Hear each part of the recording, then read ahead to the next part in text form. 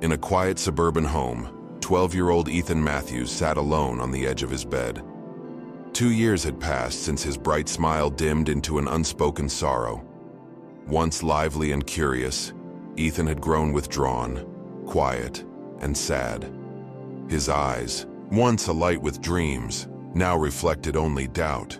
For 2 long years he had tried his hardest to excel at schoolwork, to learn the guitar, even to join the local soccer team, yet every effort ended in frustration. His heart whispered that he was a failure, cursed by an invisible fate. Ethan's notebooks lay unopened on the desk. His guitar gathered dust in the corner. Friends at school, noticing his silence, drifted away.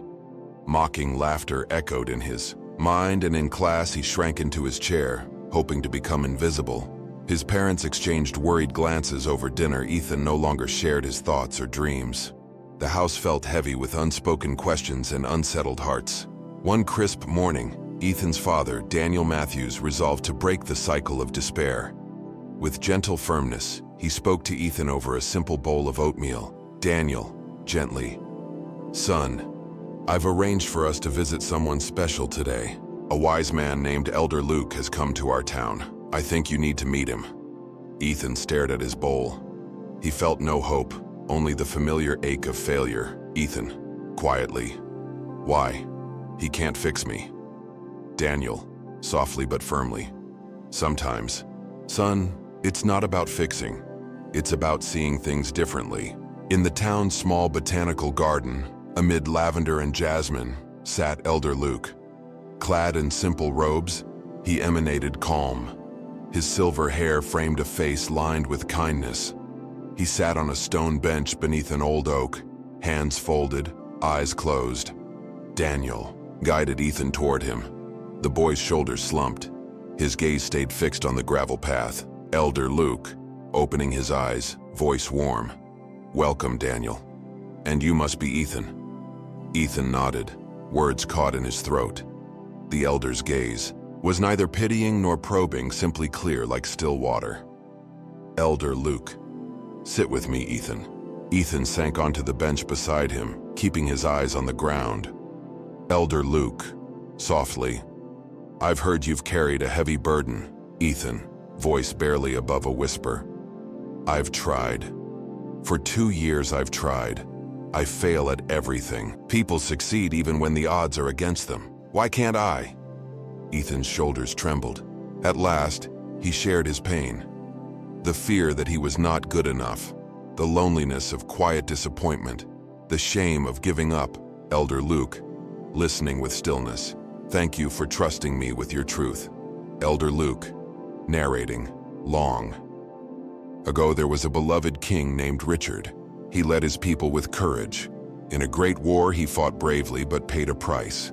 A musket ball scarred his face, he lost a leg, and his sight dimmed. Returning to his castle, he saw his reflection and wondered, "How will my people remember me? A crippled king or a warrior of heart?" The breeze carried Elder Luke's words like petals on the wind. Ethan's eyes, still sad, lifted to, "Listen, Elder Luke. King Richard summoned the finest artists to paint his portrait, but one by one they refused.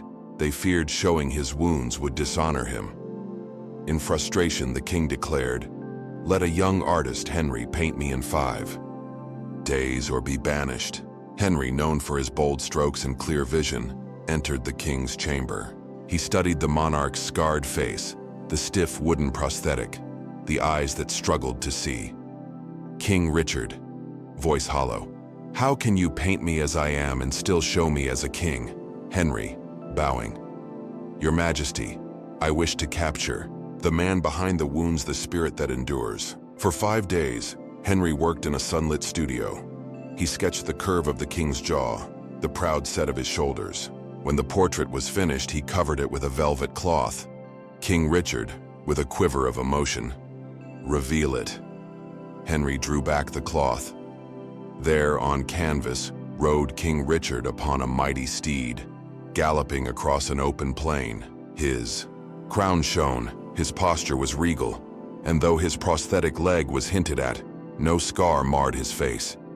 The king's eyes, alight with purpose, gazed forward. King Richard, voice trembling. Henry, how did you do this? You hid my injuries, and yet you showed my strength. Henry, smiling. I did not ignore your wounds, Your Majesty. I chose to honor your courage. I saw beyond the scars to your heart. I painted what the people should remember, not the pain, but the perseverance. Tears welled in the king's dimmed eyes. He understood then that true legacy lies not in our flaws, but in how we rise above them. Elder Luke, gently turning to Ethan. Do you see, Ethan? King Richard's portrait was never about hiding his wounds. It was about revealing his inner strength. His success and honor came not despite his suffering, but through how he responded to it. Ethan, quietly, but how do I do that? I'm stuck in my own mistakes. Elder Luke, smiling kindly. Begin by stilling the storm of your mind. Sit quietly. Observe your thoughts as they pass without judgment. When fear or doubt arises, acknowledge it. Then return your focus to the present breath. In time, you will see patterns. Challenges are not walls, but doors waiting to be opened. Ethan closed his eyes, drawing in a slow breath. For the first time in years, he felt a flicker of peace. Elder Luke, every thought you choose to follow shapes your world. When pain comes, greet it like an old teacher and listen. Ask, what lesson do you bring? Focus on what you can control. Your attention. This is where true power lies. That evening, Ethan returned home with Elder Luke's words echoing in his mind.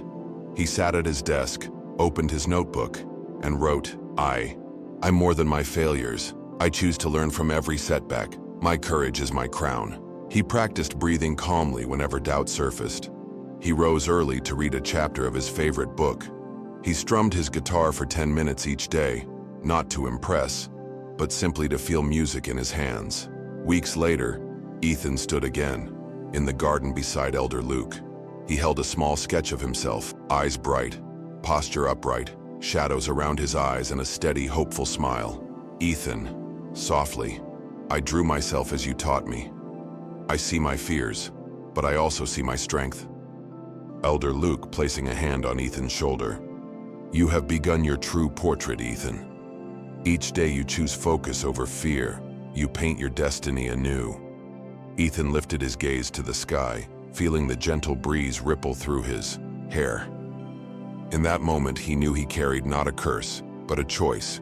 The choice to meet life's challenges with calm focus and an open heart.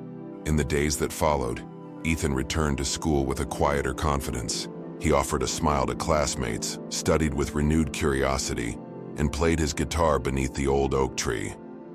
When setbacks came, as they always do, he paused, breathed, and asked himself, what can I learn? And thus, like King Richard, and the portrait that honored his courage, Ethan began to craft a life defined not by wounds, but by resilience, perspective, and the power of daily, mindful choice.